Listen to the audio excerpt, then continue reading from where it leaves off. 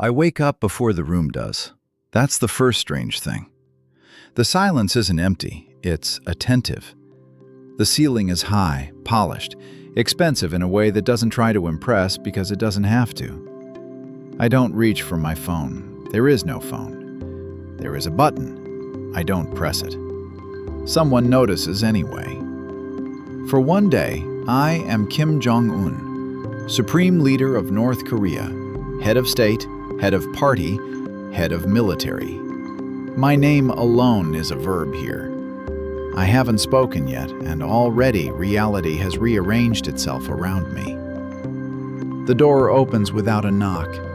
A man enters and stops exactly where the floor pattern suggests he should stop. He doesn't ask how I slept. He already knows I slept well. Everyone here knows things like that in advance.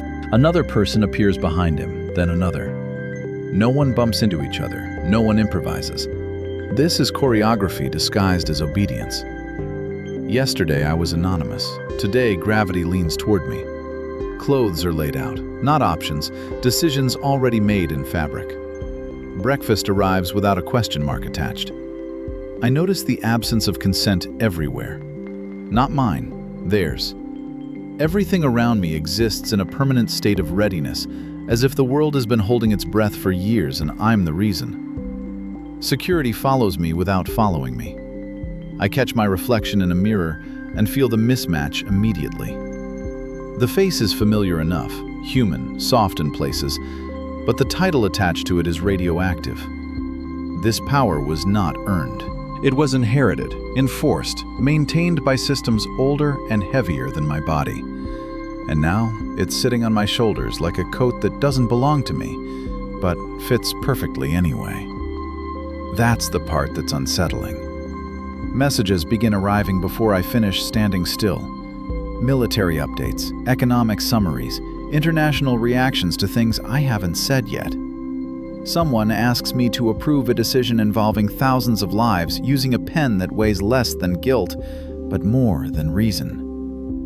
I realize something quietly terrifying. I don't need to raise my voice. I don't need to explain myself. A sentence, even a careless one, would ripple outward into borders, families, history books. Silence itself is interpreted as intent. Assistants wait, not impatiently. Patiently, in the way people wait near a loaded weapon. No one asks who I am inside. They already know who I am supposed to be. And the strangest part isn't the fear others feel. It's the subtle pressure to become the role, to let the power rewrite me before the day is over. I haven't made a single decision yet, but the country is already listening.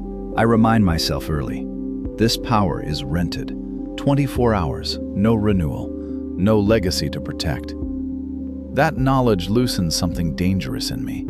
It makes honesty feel affordable. The first thing I do is cancel a speech that was written for me overnight. It's full of confident verbs and empty nouns. Unity, strength, destiny. I replace it with 3 sentences I write myself. I read them slowly, without emphasis, without shouting. I say that fear is expensive. I say silence is not stability. I say pretending everything is fine has never made anything fine. That alone becomes news. Analysts debate my tone. Foreign media freezes my face mid-blink and calls it a signal. Inside the building, aides exchange looks that say this was not rehearsed. I haven't threatened anyone. I haven't promised anything. I've just spoken too plainly, and that apparently qualifies as volatility now. Next, I do something smaller and apparently more dangerous. I leave the cameras behind. I visit a hospital without announcing it. No flags, no banners. I sit with a nurse who doesn't know what to do with her hands because she's never been allowed to be normal in front of me. I don't give a speech. I ask what breaks first when supplies run out.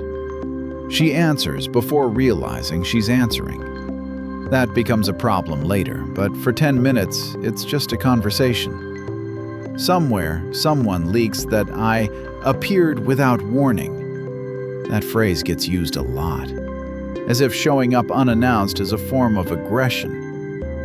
I approve aid transfers that don't come with slogans attached. No ribbon cutting, no televised gratitude. Just numbers moving quietly where they should have gone years ago.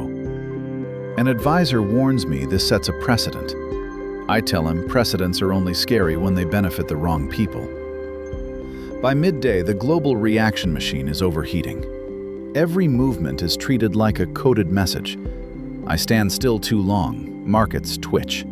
I smile at the wrong time, experts speculate. I eat lunch without guests. Someone writes that I'm isolating. I eat with guests. Someone else calls it performative openness. Fame doesn't just amplify meaning, it replaces it. So I decide to stop optimizing. I say something that powerful people usually avoid because it doesn't travel well across podiums. I admit uncertainty. I say out loud that no single person should be this insulated from consequences.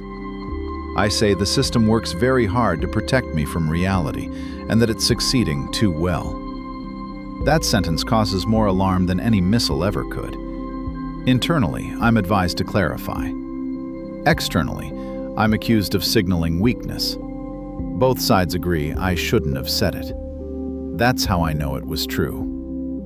Then I do the thing everyone will remember and no one will discuss honestly. I announce that for one day, borders will be quiet. Not open with fanfare, not closed with threats. Just quiet. Fewer checkpoints, fewer questions, less theater. I frame it as a logistical adjustment. The room understands immediately that it isn't. Phones light up like warning systems. This becomes a test, a trap, a calculation. No one considers the simplest interpretation, curiosity. What happens when fear steps aside briefly? Who stays when staying is a choice? Who leaves when leaving doesn't require desperation? I don't watch. That feels important. Instead, I sit with reports as they come in, stripped of adjectives. Movement increases. It's not a flood, it's not a rebellion. It's human behavior responding to a reduction in pressure. That alone terrifies institutions that rely on pressure to justify themselves.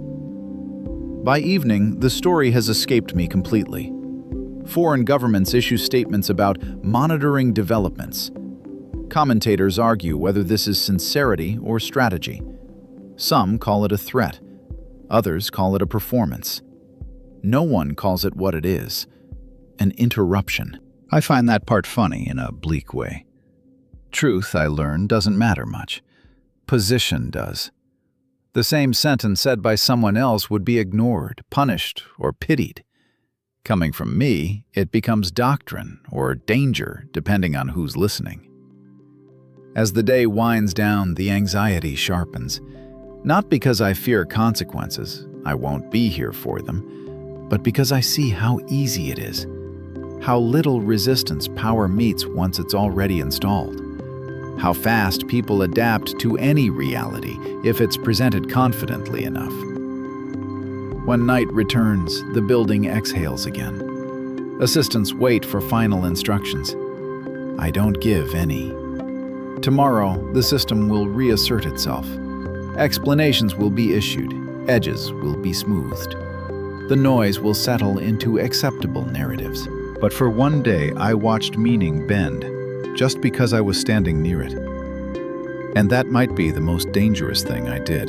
The last hours arrive without ceremony. No countdown, no warning siren. Just a subtle change in posture around me, like a room slowly remembering its original shape. I'm still Kim Jong-un, technically. Same title, same security, same silence that bends itself around my footsteps. But something has shifted. The attention has softened. The urgency has thinned. People are already preparing for a version of tomorrow that doesn't include my voice. That's the strange part about influence. It leaves before you do. I notice it first in the pauses. Assistants hesitate half a second longer before reacting. Fewer messages arrive marked immediate. The system has begun reallocating its fear. Power isn't loyal, it's efficient. I think about what happens next. Tomorrow, my words will weigh what they always did before this day. Almost nothing. No briefings will scramble because I blinked. No headlines will dissect my tone. Doors will require permission again. Rules will return like furniture moved back into place. And I'm surprised by the relief. Fame didn't erase uncertainty, it industrialized it. Every moment here demanded performance. Stillness performed as confidence. Confidence performed as certainty. Even solitude wasn't private. Silence was interpreted. Breathing was symbolic. Existing required constant calibration. It's funny in a dry way. Borrowing power for one day was easy. Living inside it would be unbearable. I think about the protection I had today. Layers of it.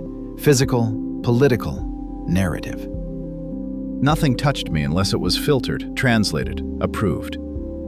That safety wasn't comforting. It was anesthetic. It dulled feedback. It distorted reality. It made truth arrive late, if at all. I understand now why people cling to this position, even as it hollows them out. Influence becomes oxygen. You stop asking whether it's healthy and start panicking at the idea of breathing without it. As night settles in, the building returns to its original silence, the heavy, disciplined kind. The kind that isn't listening anymore. I realize that for most of the world, tomorrow will look exactly like yesterday. My interruption will be footnoted, explained away, absorbed. Systems are very good at surviving moments of honesty. Before sleep, I feel something unexpectedly sharp. The loss of relevance. Not identity, relevance. The knowledge that whatever I think tomorrow won't ripple outward. That discomfort, not the danger, is what power protects people from most. And maybe that's the real imbalance. I didn't become wiser today. I became clearer. Clearer about how uneven influence is, how temporary, how arbitrarily assigned, how easily it turns normal behavior into doctrine and ordinary curiosity into threat. Tomorrow, I return to being unseen, but I won't forget how reality bent when I stood near it, and how quickly it straightened once I stepped away. That awareness doesn't feel empowering. It feels unsettling. And it's something no amount of authority can protect you from once you've noticed it. Disclaimer. This video is a fictional, satirical thought experiment created for entertainment and reflection. It does not depict or claim to represent the real thoughts, actions, intentions, or private life of Kim Jong-un or any real individual. The narrative uses an imagined scenario to explore themes of fame, power, influence, and perception, and to comment on broader social and political dynamics. Any resemblance to real events or behaviors is purely conceptual. This content is not a factual account, endorsement, or critique of any person, government, or policy, and should be viewed as creative commentary rather than representation.